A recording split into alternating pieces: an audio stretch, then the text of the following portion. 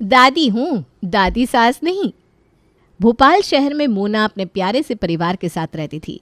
उसके परिवार में उसकी माँ सविता, पिता राकेश, चाचा लखन, चाची निशा और दादी रामकली थी।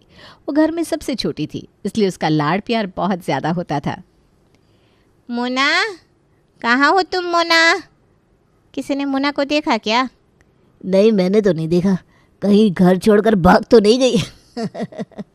अजी चुप रहिए आप। मोना जैसे आलसी भागेगी क्या? भागने के लिए भी तो मेहनत करनी पड़ती है। निशा, क्या मोना तुम्हारे कमरे में है? नहीं दीदी, मेरे कमरे में तो नहीं है। उसके कमरे में देख लीजिए, कहीं सो तो नहीं रही। अभी सुबह का सिर्फ 11 बजा है ना। इतने बजे तक तो वो सोती ही है। अरे हाँ हाँ, मुझे पता है, लेकिन कमरे में नहीं है तभी तो ढूंढ रही हूँ मैं। आज सूरज किधर से निकला जो इतनी जल्दी उठ गई और उठ के गायब भी हो गई? कहीं मॉर्निंग वॉक पर तो नहीं गई? तुम्हें लगता है वो पत्थर की मूरत मॉर्निंग वॉक पे जाएगी? क्या तुम लोगों ने शोर मचाया हुआ है? मोना मोना मोना, अरे वो नहा रही है। नहा रही है? मुझे तो अपने कानों पर यकीन नहीं हो रहा। मोना सुबह सुबह नहा रही है? हाँ, मैंने ही उसको कुछ दिन पहले समझाया था। अब तेरी शादी का समय आ रहा है बेटा, अब तुझे अपनी आदतें बदलनी पड़ेगी। और मेरी प्यारी पोती ने मेरी बात मान ली। अब वो धीरे धीरे अपनी आदतों में बदलाव ला रही है। तुम लोग उसका मजाक मत बनाओ। तभी मोना नहाकर गाना गुनगुनाती हुई बाथरूम से बाहर निकली। हम तो भाई जैसे हैं वैसे रहेंगे, अब कोई खुश हो या खफा, हम नहीं बदलेंगे अपनी अदा। अरे वाह मेरी प्यारी बच्ची, तू तो नहा धोकर तैयार भी हो गई। और क्या मम्मी, आज स्पेशल दिन है, तैयार तो होना था। मुझे देखने लड़के वाले आ रहे हैं ना। क्या कहा? लड़के वाले देखने आ रहे हैं? क्या कहा? लड़की वाले देखने आ रहे हैं? हाँ, मैं तुम लोगों को बताना ही भूल गई। मैंने किसी से बात की थी तो वो आ रहे हैं आज। तुम लोग फटाफट नाश्ते की तैयारी कर लो। अरे माँ जी, आपने ये क्या किया? इतनी जल्दी इंतज़ाम कैसे होगा? मुंह चलाने के बजाय अगर हाथ पैर चलाएगी तो काम हो जाएगा। अब जैसे भी करना हो करना तो पड़ेगा। चलो फटाफट सब लोग अपने अपने काम में लग जाओ। सब ने मिलकर घर की सफाई शुरू की। लखन ने मेहमानों के लिए सोफ़ा साफ़ किया, सविता ने किचन संभाला और निशा ने नाश्ता बनाने में मदद की। थोड़ी ही देर में घर मेहमानों के स्वागत के लिए तैयार हो गया। नमन अपने माता पिता, बहन लवली, दादी वैशाली देवी के साथ मोना के घर पहुंचा। उनका गर्मजोशी से स्वागत किया गया। आइए आइए, बहुत खुशी हुई आप लोगों से मिलकर। आपकी बेटी की बहुत तारीफ सुनी है भाई। हाँ भाई, लगता है भोपाल में सब जगह बस आपकी मोना का ही नाम है। मेरी पोती है ही इतनी प्यारी। नाश्ता लाया गया और आगे की बातचीत शुरू हुई। तो मोना को क्या पसंद है? मुझे पढ़ना और गाने सुनना बहुत पसंद है। और घर के काम बेटा वो भी सीख रही हूँ। मोना और नमन, तुम लोग चाहो तो अकेले में बात कर लो। हाँ हाँ, जाओ बच्चों। नमन और मोना एक कमरे में चले गए और बातें करने लगे। तो आपको कौन सी किताबें पसंद है? जो रोमांचक और मज़ेदार हो। और गाने? पुराने गाने जो दिल को सुकून दे। आपके जवाब तो मेरे जैसे ही हैं।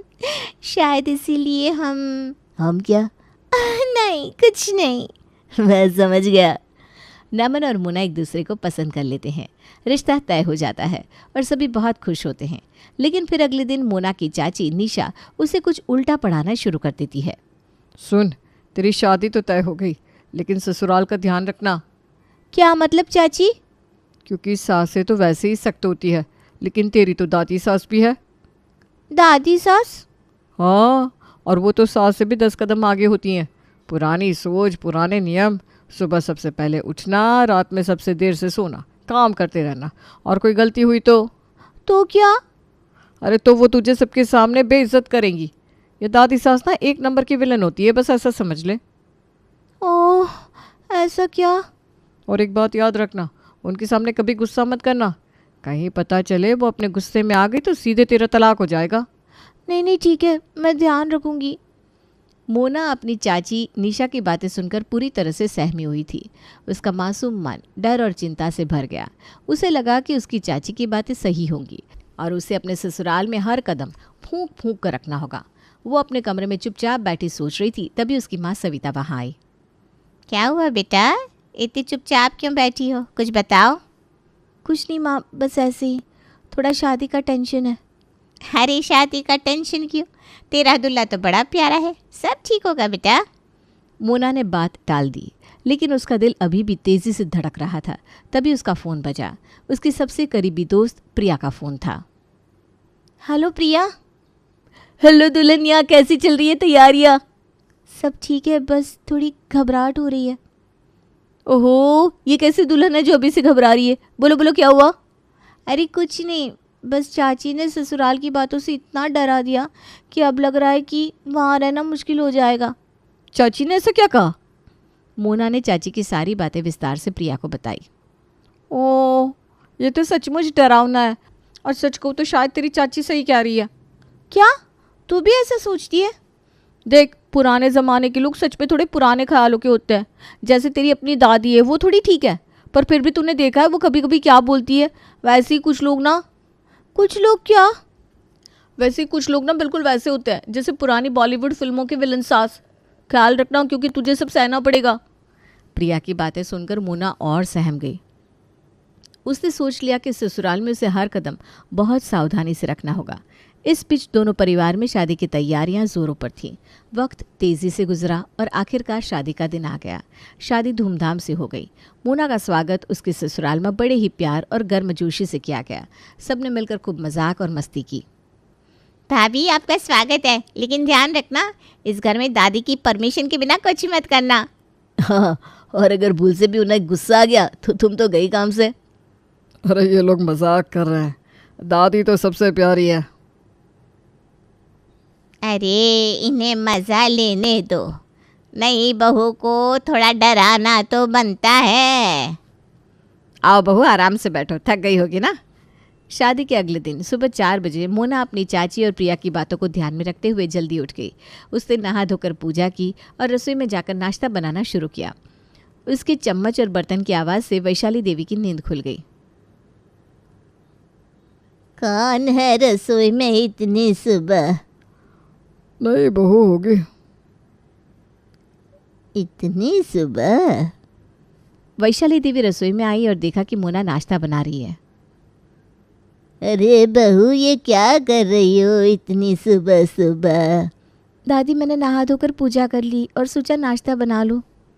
अरे ये सब इतनी सुबह करने की कोई ज़रूरत नहीं। हमारे यहाँ तो सब 7 बजे तक उठते हैं। तुम भी आराम से उठो और मस्ती करो, इतना क्यों घबरा रही हो? जी दादी, ठीक है। मुझे लगा आप जल्दी उठती होंगी तो आपको नाश्ता दे दूं। नहीं नहीं, जाओ आराम करो बेटा। मोना ने हामी भरी और अपने कमरे में चली गई। जब सब उठ गए तो मोना फिर से रसोई में लग गई। इस बार उसने अपने सिर पर लंबा सा घूंघट ले रखा था। अरे बहू, ये क्या कर रही हो? इतना लंबा घूंघट क्यों ले रखा है, गिर जाओगी। दादी, पापा जी के सामने हूँ, मैंने सोचा घूंघट कर लूँ, कहीं उन्हें बुरा ना लगे। अरे ससुर को पिता समझो और मुझे दादी सास नहीं, बस दादी समझो, समझी? मैं दादी हूँ, दादी सास नहीं। मोना को राहत मिली और उसके चेहरे पर मुस्कान आ गई। उसने घूंघट हटा दिया। वैशाली देवी ने प्यार से उसके सिर पर हाथ फेरा और कहा कि वो जैसे है वैसी ही रहे। बहू, तुम्हें किसी से डरने की ज़रूरत नहीं। यहाँ सब तुम्हें प्यार करेंगे। बस खुश रहो और हमें भी खुश रखो। जी दादी। मोना को खुशी हो रही थी कि उसकी दादी सास उतनी सख्त नहीं है जितना उसने सोचा था, पर तभी उसे ख्याल आया कि मुझे फिर भी ध्यान तो रखना ही पड़ेगा कि कोई गलती ना हो। अगले दिन घर में मेहमान आए। ये मोना के ससुर के पुराने जानने वाले थे। मोना, जल्दी से चाय नाश्ते की तैयारी करो और ज़रा ध्यान से, मेहमान पहली बार आए हैं, सब कुछ परफेक्ट होना चाहिए। जी मम्मी जी, अभी लाती हूँ। मोना सिर हिलाती हुई रसोई की ओर दौड़ पड़ी। उसने जल्दी जल्दी चाय बनाई, प्लेट में स्नैक्स सजाए और ट्रे लेकर मेहमानों के पास पहुँच गई। लेकिन जैसे उसने ट्रे टेबल पर रखनी चाहिए, उसका पैर एक बीच में रखी कुर्सी से टकरा गया। ट्रे हाथ से छूट गई और चाय नाश्ता ज़मीन पर बिखर गया। माफ़ कर दीजिए, बहुत बड़ी गलती हो गई मुझसे। मुझे समझ में नहीं आया, हे भगवान, ये मुझसे क्या हो गया। अरे बहू आराम से। कोई बात नहीं, हो जाता है कभी कभी। वो तुरंत झुककर सब उठाने लगी। उसकी आंखों में डर साफ दिख रहा था। उसे लग रहा था कि अब तो उसकी सास और दादी सास उस पर खूब चिल्लाएंगी। लेकिन तभी उसकी दादी सास वैशाली देवी ने आकर उसे कंधे से पकड़ा। अरे मोना, इतने घबरा क्यों रही हो बेटा? ये सब तो होता रहता है, गलती तो कुर्सी रखने वाले की है। हाँ, ये सब तो लवली की हरकत है। उसने ये कुर्सी बीच में रख छोड़ी है। मोना, तुम आराम से काम करो, इतना डरने की कोई ज़रूरत नहीं है। जी मम्मी जी। मोना को राहत मिली। उसने जल्दी से सब कुछ साफ किया और रसोई में लौट आई। लेकिन उसका दिल अभी भी ज़ोरों से धड़क रहा था। उसने दोबारा नाश्ता तैयार किया और मेहमानों के सामने रख दिया। फिर एक दिन वैशाली देवी ने उससे कहा, आज मुझे मूंग की दाल का हलवा खाने का मन है। मोना, बना लेगी बिटिया? जी दादी। पर मोना का चेहरा एकदम फीका पड़ गया, क्योंकि उसे हलवा बनाना नहीं आता था। वो घबराते हुए अपनी सास चित्रा के पास गई। मम्मी जी, दादी सास ने मूंग की दाल का हलवा बनाने को कहा है, लेकिन मुझे नहीं आता। अब क्या करूं? दादी सास तो बहुत डांटेंगी ना मुझे। चित्रा ने उसे शांत करने की कोशिश की, लेकिन तभी वैशाली देवी पास से गुजरी और उसने मोना की बात सुन ली। अरे मोना, इतनी घबरा क्यों रही है? अगर हलवा बनाना नहीं आता तो मैं सिखा दूंगी। ये इतना भी मुश्किल काम नहीं। और मैंने तुझे पहले ही कहा था। क्या कहा था? मैं तेरी दादी हूँ, दादी सास नहीं। मुझे डरावना मत समझ, पगली कहीं की। मोना को वैशाली की बात सुनकर थोड़ी हंसी आ गई। पर हाँ, हलवे में घी कम डालेगी तो नाराज जरूर हो जाऊंगी। जी दादी सास, मतलब जी दादी। मोना बहुत खुश थी। उसने उसी शाम अपनी सहेली प्रिया को फ़ोन किया। अरे प्रिया, तो विश्वास नहीं करेगी, मेरी सास और दादी सास बहुत अच्छी हैं। वो लोग बिल्कुल वैसी नहीं निकली जैसे मैंने सोचा था। अरे वाह, फिर तो तुम मज़े में है। मैं तो डर गई थी, पर अच्छा है, सब ठीक है तो। लेकिन तभी उसकी चाची निशा का फ़ोन आया। क्या हाल है मोना? कैसी चल रही है शादीशुदा ज़िंदगी? मेरी सास और दादी सास दोनों बहुत अच्छी हैं। वो लोग बिल्कुल वैसी नहीं है जैसा आपने कहा था। अरे ये सब ना चाल है। पहले तुझे दोस्त बनाकर दिखाएंगी, फिर एक दिन अचानक से सब बदल जाएगा। संभल कर रहना बेटा, ये पुरानी सासों की चाल होती है। मोना का दिल फिर से डर से भर गया। तभी लवली ने मोना को अपने कमरे में बुलाया। मुझे पार्टी में जाना है भाभी, ज़रा ये हार पहनाने में मदद कर देंगी? मोना ने हार पहनाने की कोशिश की, लेकिन उसका हुक टूटा हुआ था। हार ज़मीन पर गिर गया। आपसे तो कोई काम ठीक से नहीं होता। ये मेरा फेवरेट हार था। मम्मी, दादी देखो ना, भाभी ने मेरा हार तोड़ दिया। मोना की सहन शक्ति जवाब दे रही थी, लेकिन उसे चाची की बात याद आई कि ससुराल में किसी से बहस नहीं करनी चाहिए। हुक टूटा हुआ था, मैंने तो बस पहनाने की कोशिश की। झूठ मत बोलो, आपने ही इसे खराब किया है। लवली बस करो, हार पहले से ही टूटा हुआ था। मोना का इसमें कोई दोष नहीं है। माँ, आप हमेशा इनकी तरफदारी करती हैं। यही वजह है कि ये लोग अपनी गलती मानते ही नहीं है। मोना चुपचाप सिर झुकाए खड़ी थी। उसके चेहरे पर डर और बेबसी साफ झलक रही थी। तभी वैशाली देवी वहां आ गई। उन्होंने मोना को देखा और फिर लवली की तरफ देखा। अरे मोना, तुम चुप क्यों खड़ी हो? अगर तुम्हारी गलती नहीं है तो सुनाओ इसे। मोना ने हैरानी से अपनी दादी सास को देखा। उसे यकीन नहीं हो रहा था कि उसकी दादी सास ऐसा कह रही थी। क्या हुआ? अगर तू नहीं बोलेगी तो मैं बोलूँगी। इसके बाद वैशाली ने लवली की तरफ रुख किया और उसकी क्लास लगानी शुरू कर दी। लवली, जब तेरी भाभी तुझे साफ साफ बता रही है कि हार पहले से टूटा हुआ था, तो काहे का तमाशा कर रही है? हाँ, क्या हर बात पर तू चिल्लाने का ठेका लेकर बैठी है? बड़ी आई शिकायत करने वाली। जा, कोई और हार पहन और पार्टी के लिए निकल। लवली वैशाली के आगे कुछ नहीं बोल पाई। शर्मिंदा होकर वहां से जाने लगी। जा, कहाँ रही है? भाभी को सॉरी बोल पहले। सॉरी भाभी। It's okay. लवली ने सिर झुकाया और चुपचाप वहां से निकल गई। उसके जाने के बाद वैशाली ने मोना की तरफ देखा। अब तू बता, तुझसे पलट कर कुछ कहते क्यों नहीं बना? हैं? और ये क्या तू हमेशा घूंघट क्यों लेती है? हर बात पर इतना घबराती क्यों है?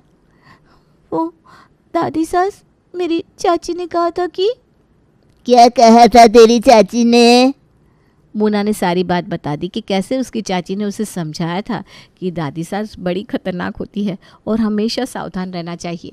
वैशाली ने पूरी बात ध्यान से सुनी और हंसते हुए बोली, तेरी चाची को तो मैं बताती हूँ, ये सब पुराने ख्यालों वाली बातें हैं। अच्छा ऐसा कर, अपने मायके वालों को कल डिनर पर बुला ले। अपनी चाची को खास तौर पर बुलाना, मैं खुद उनसे बात करूँगी। ठीक है दादी। मोना को समझ में नहीं आया कि वैशाली क्या करने वाली है, लेकिन उसने हामी भर दी। फिर अगले दिन मोना के मायके वाले डिनर पर आए। वैशाली और चित्रा ने सभी का स्वागत किया। सब कुछ बड़े अच्छे से चल रहा था, पर तभी मोना की चाची निशा बिना वैशाली के पैर छुए सीधा सोफे पर जाकर बैठ गई।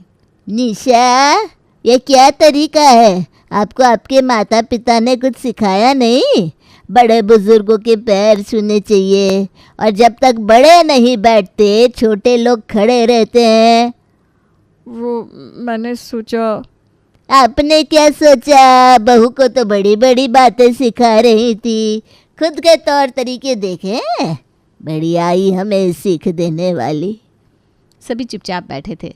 मोना को अंदर ही अंदर हंसी भी आ रही थी और राहत भी महसूस हो रही थी। उसकी चाची पहली बार इतनी चुप थी। तभी रामकली निशा पर चिल्लाई, तुझसे तो कुछ भी संभलता नहीं, जहाँ जाती है नाक कटवा देती है। मोना की ससुराल में भी तूने कोई इज्जत नहीं रखी। कैसी औरत है तुझे? तुझे ना तेरे माँ बाप ने कुछ सिखाया, ना हमारे घर में रहकर कुछ सीखा। निशा ने कुछ कहने की कोशिश की, लेकिन रामकली ने उसे बीच में ही टोक दिया। चुप, कुछ मत बोल, सीखने का समय निकल चुका है। अगर मोना की माँ सविता से कुछ सीख लेती तो शायद आज तू भी अपनी जेठानी की तरह संस्कारी बन जाती। देख कितनी तहजीबदार है वो। निशा बेबस सी खड़ी थी, उसकी आंखों में आंसू भर आए थे। तभी वैशाली ने बीच में हस्तक्षेप किया। अरे रामकली जी, इतना मत डांटिए, अब समझ गई है वो। मैंने कुछ गलत नहीं कहा, ये बस इसी लायक है। बस बड़ी बड़ी बातें करवा लो इससे। वैशाली ने गहरी सांस ली और बोली, आपने सही टोका रामकली जी, लेकिन मैंने ये सब इसलिए कहा क्योंकि आपकी बहू ने मेरी बहू के मन में मेरे खिलाफ डर बिठा दिया था। सभी चौंकर वैशाली की तरफ देखने लगे। इसका मतलब क्या है? मुन्ना को लगा कि मैं वैसी दादी सास हूँ जो बहुओं को सताती है, और ये सब उसकी चाची निशा ने उसके दिमाग में भरा था। मैंने उसे समझाया कि मैं उसकी दादी हूँ, दादी सास नहीं। ये सुनकर रामकली का गुस्सा और बढ़ गया। निशा, तुझसे अपना घर परिवार नहीं संभल रहा और मेरी पोती के घर में आग लगाने चली है। तूने तो हमारी नाक कटवा दी। मुझे माफ़ कर दीजिए, मुझसे गलती हो गई। अब जाने भी दीजिए, गलती सबसे होती है, लेकिन एक बात सबको समझनी चाहिए, अब ज़माना बदल गया है, समय के साथ चलना ज़रूरी है। थोड़ा मॉडर्न होना बुरा नहीं, जब तक हम अपनी जड़ों से जुड़े रहे। इज्जत और प्यार दिल में होना चाहिए, सिर्फ दिखावे से कुछ नहीं होता। सभी ने वैशाली की बात से सहमति जताई और माहौल फिर से हल्का हो गया। अब सब आराम से बैठ गए और बातें होने लगी। मोना को समझ में आ चुका था कि वैशाली सचमुच उसकी दादी है, दादी सास नहीं।